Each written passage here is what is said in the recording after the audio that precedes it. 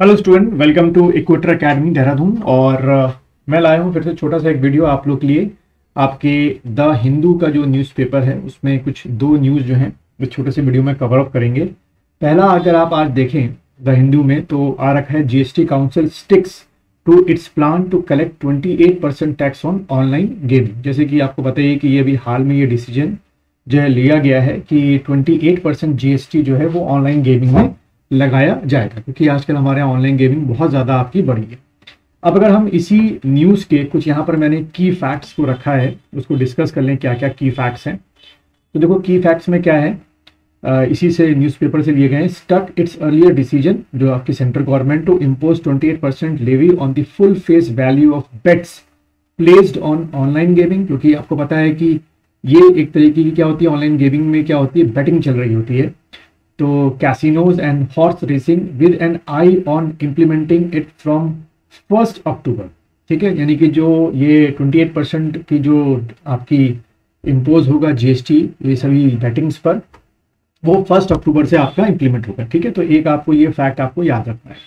दूसरा, इस न्यूज़पेपर में या इस न्यूज़ में और क्या था, centre would now strive to amend the GST. तो इसको इंप्लीमेंट करने के लिए आपको सेंटर को क्या करना पड़ेगा, आपका जीएसटी में अमेंडमेंट करना पड़ेगा। Law in the parliament current session itself to enable the implementation of the ये जो आपका 28% टैक्स है। ठीक है, तो बिना जीएसटी में हम किए नहीं करते, despite decent from Sikkim Goa with the moderate of tax. खैर, तो यहीं से देखो थोड़ा सा हमको फिर क्या करना पड़ेगा, जीएसटी के बारे में पढ़ना पड़ेगा। तो देखो जीएसटी का थोड़ा सा यहाँ पे जो ब्लूइश में मैंने रखा है, ये थोड़ा सा जीएसटी का हिस्ट्री है। In order to implement GST, Constitutional 122nd Amendment Bill was introduced in Parliament and passed by Rajya Sabha on 3rd August 2016 and लोक सभा में 8 अगस्त 2016। ठीक है, तो ये आपकी एक इंफॉर्मेशन। यहाँ से क्वेश्चन क्या बन सकते हैं, क्वेश्चन पहला बन सकता है कि जीएसटी जो है उसका बिल नंबर क्या था। ध्यान रखना, उसका बिल नंबर जो था वो 122nd बिल नंबर था। ठीक है, भूलना नहीं, बिल नंबर। और अमेंडमेंट नंबर पूछेगा तो ये टिक करके आना, 101 अमेंडमेंट नंबर हो गया। ठीक है, क्योंकि देखो नीचे लिखा है this got an approval in 16 and was renumbered in the state statute by Rajya Sabha as the constitution amendment 2016। ठीक, और फिर उसके बाद पूरे भारत में जो है जीएसटी जो है वो क्या हो गया था, इंप्लीमेंट हो गया था। ठीक है, अच्छा फिर अगर देखें थोड़ा सा ये ऑनलाइन गैम्बलिंग और ये सब के बारे में मैंने डाटा कलेक्ट किया है। The government has observed that some bettings and gambling platforms are using outdoor media such as boarding, poster, banners, auto rickshaw branding to promote their website और app। ठीक है, तो इस पे भी मुझे लगता है कि आने वाले टाइम पर गवर्नमेंट जो है वो स्ट्रिक्ट एक्शंस ले सकती है।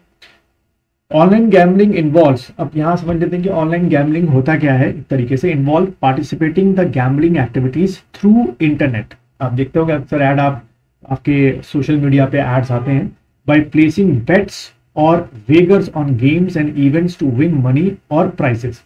It can be played on various devices and involves virtual chips और digital currency instead of cash. ठीक है, देखते होगे आप बहुत सारे इस समय जो है ऑनलाइन गेमिंग प्लेटफॉर्म इस समय आपके सोशल मीडिया में आपको दिखाए जाते हैं, सोशल मीडिया में दिखाए जाते हैं। Under the law, distinction between gaming and gambling depends on the element of skill। ये भी बड़ा अजीब सा रूल बना रखा है। If an online activity does not require skill, it be considered gambling rather than gaming। ठीक है, इस तरीके से लोग डिवाइड कर रहे हैं। Therefore, according to law, gaming activities that are allowed require skill, while gambling activities rely on chances। ठीक है, वही गेमिंग और गैम्बलिंग का एक डिफरेंस इन्होंने बताने की कोशिश की है। फिर बच्चों दूसरी जो न्यूज़ रही आपकी वो ये रही कि इस समय जो है 2 अगस्त से, ठीक है, क्या चल रही है, हेयरिंग चल रही है सुप्रीम कोर्ट में। किसको लेकर, आर्टिकल 370 जो स्क्रैप किया गया है बाय द पार्लियामेंट उसको लेकर। ठीक है, उसको चैलेंज किया गया है।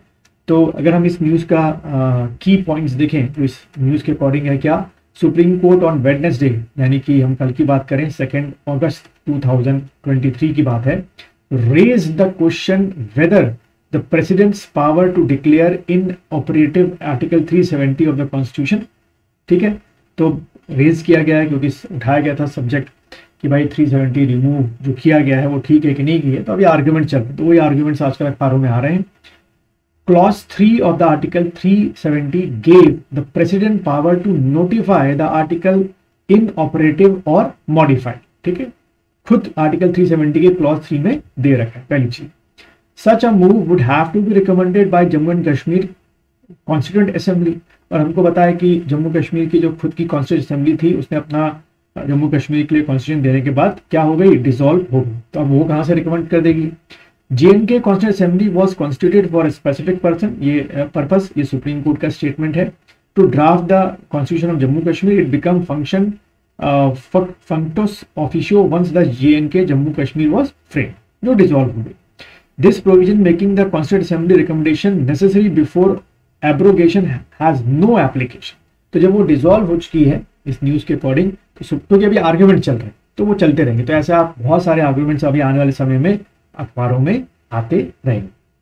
यानी कि आप ये समझ सकते हैं कि एक बार फिर से आर्टिकल 370 पे डिस्कशन शुरू हो गया है। तो आने वाले आपके जो भी यूपीएससी के एग्जाम होंगे उसमें कुछ ना कुछ क्वेश्चन इससे बन सकते हैं।